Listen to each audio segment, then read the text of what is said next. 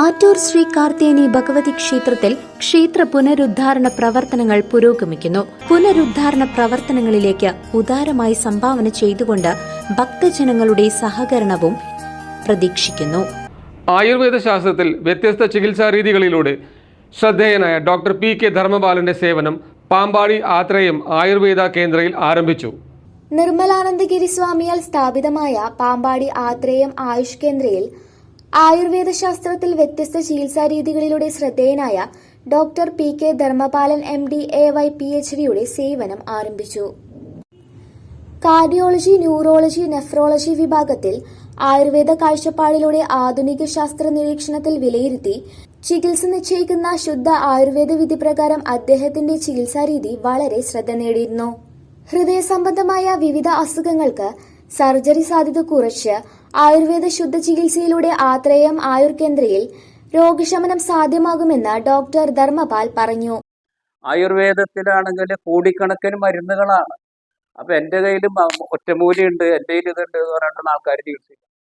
ചികിത്സ എന്ന് പറയുന്നത് എന്നാ യോഗയിലേവ കേവലം വെറുതെ യോഗങ്ങൾ കൊടുക്കുന്നതല്ല. യോഗവും വൈദ്യഗുണാന കോർഡിനേഷൻ ലൈൻ ഓഫ് ട്രീറ്റ്മെന്റ് ആണ്.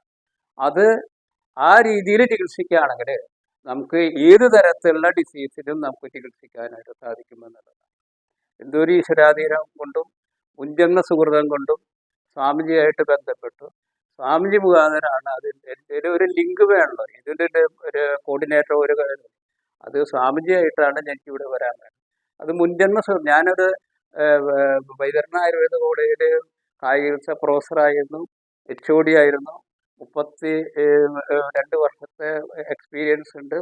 അതിനുശേഷം റിട്ടയർ ചെയ്തതിന് ശേഷം കർണാടക ആയുർവേദ കോളേജിൽ PG പ്രൊഫസറായിരുന്നു.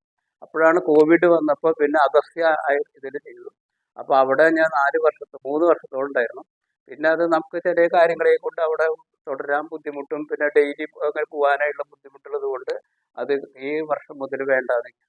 അപ്പോൾ വീട്ടിലെല്ലാ ശനിയാഴ്ചയും പേഷ്യൻസിനെ നോക്കുന്നുണ്ട്, പേഷ്യൻസും ഉണ്ട്. അപ്പം ഇവരെ കെടുത്താനായിട്ട് ഏത് തരത്തിലുള്ള ഏത് ഹോസ്പിറ്റലായിട്ടാണ് അന്വേഷിച്ചു കൊണ്ടിരിക്കുന്നത്. പല സ്ഥലത്തും ഞാൻ തൃശ്ശൂർ അശ്വനി ഹോസ്പിറ്റലിൽ വരെ അപ്രോച്ച് ചെയ്തു. എല്ലാവർക്കും പേടി, ആയുർവേദത്തിൽ കാർഡിയോളജി ഇതിങ്ങനെയൊക്കെ ചിന്തിക്കാൻ പറ്റുമോ? അപ്പോൾ എല്ലാവർക്കും ഭയമാണ്. ആയുർവേദത്തിൽ ഇന്നും ഒക്കെ എല്ലാവരും ഭയത്തിൻ്റെ രീതിയിൽ റിസ്ക് എടുത്തിട്ട് ചികിത്സിക്കുന്നവർ വിരളമാണ്. നമുക്ക് റിസ്ക് എടുത്തിട്ട് ചികിത്സിക്കണം. മോഡേൺ ഹോസ്പിറ്റലിൻ്റെ പോലെ നമുക്ക് ആയുർവേദത്തിൻ്റെതായുള്ള സ്ഥാപനങ്ങൾ കൊണ്ട് നടക്കാൻ സാധിക്കും. എല്ലാ ടെക്നോളജിയും ഉപയോഗിച്ച് ഇന്നിപ്പോൾ നമ്മുടെ വാർ നടന്നിട്ട് ടെക്നോളജി പണ്ടത്തേതനുസരിച്ചിട്ടുള്ള ടെക്നോളജി ഉപയോഗിച്ചിട്ടാണ് നമ്മൾ ഫൈറ്റ് ചെയ്യുന്നത്. അതുപോലെ എല്ലാ ടെക്നോളജിയും ഉപയോഗിച്ച് എന്നിട്ട് പ്യുവർ ആയുർവേദത്തിന്റെ രീതിയിൽ ചികിത്സിക്കുക എന്നുള്ള ഒരു കൺസെപ്റ്റാണ് എൻ്റേത്. ആത്രേയം ആയുർ കേന്ദ്രയിൽ നടന്ന നവചികിത്സാരംഭം സ്വാമി പ്രജ്ഞാനന്ദ സരസ്വതി ഭദ്രദീപം തെളിയിച്ചുകൊണ്ട് തുടക്കം കുറിച്ചു. ഒരു ഉപവേദമാണ്. പ്രാചീന കാലം മുതലേയുള്ള എല്ലാ വൈദ്യ അനുഭവങ്ങളെ അറിവിനെ വേദങ്ങൾ ക്രോഡീകരിച്ചതിൻ്റെ ഒപ്പം തന്നെ ക്രോഡീകരിച്ചതാണ് ആയുർവേദം. അശ്വിനി ദേവകളും ധന്വന്തരിയൊക്കെയാണ് ഈ കാര്യങ്ങളിൽ ദേവതാ തലത്തിൽ ഉണ്ടായിരുന്നത്. അതോടൊപ്പം തന്നെ അവരുടെ അനുഗ്രഹം കൊണ്ട് അതേ ശ്രേണിയിലുള്ള നിരവധി ആചാര്യന്മാർ, ചരകനോ ശുശ്രുതനോ വാഗ്പടാനോ ഒക്കെ വളരെ വലിയ വലിയ ആചാര്യന്മാർ നമ്മൾ കേട്ടിട്ടുണ്ടാവും. ഇക്കാലത്തും അഷ്ടവൈദ്യന്മാർ എന്നുള്ള പേരിൽ കേരളത്തിലുണ്ട്. എത്ര ദിവ്യമായിട്ടാണ് അവരുടെ ചികിത്സകൾ എന്നുള്ളത് അതാത് അനുഭവം ഉള്ളവർക്ക് അറിയാം. ഏത് വലിയ രോഗത്തിനാണെങ്കിലും ചികിത്സിക്കാം. കാഴ്ച പോയ കണ്ണിന് കാഴ്ച കിട്ടിയതായിട്ട് പോലും പ്രധാനമന്ത്രി പോലും പറയുന്നത് നമ്മൾ കേട്ടതാണ് കേരളത്തിൽ വന്ന്. അത് അനുഭവങ്ങൾ അങ്ങനെ നിരവധിയുണ്ട്. ഈ സ്ഥാപനവും അതേപോലെ തന്നെ വളരെ ഉയർന്ന തോതിൽ നടന്നിരുന്നിടത്തുനിന്ന് കുറച്ചൊന്ന് ഇതായിട്ട് വീണ്ടും ഉയർന്നു വരികയാണ്. അപ്പോൾ ഈ ആയുർവേദത്തിൻ്റെ ആരോഗ്യത്തിൻ്റെ പ്രകാശം ഈ പ്രദേശങ്ങളിലും ഇവിടുന്ന് തുടങ്ങിയിട്ട് അങ്ങനെ വ്യാപിക്കുകയും ചെയ്യട്ടെ എന്ന് എല്ലാ ദേവന്മാരോടും പ്രാർത്ഥിച്ചുകൊണ്ട് ഈ സ്ഥാപനത്തിൻ്റെ തുടക്കത്തിൽ എല്ലാവിധ അനുഗ്രഹങ്ങളും ആശീർവാദങ്ങളും നൽകാനായിട്ട് ദൈവം എന്നെ ഇങ്ങോട്ട് നിയോഗിച്ചു എന്ന് തന്നെ ഞാൻ.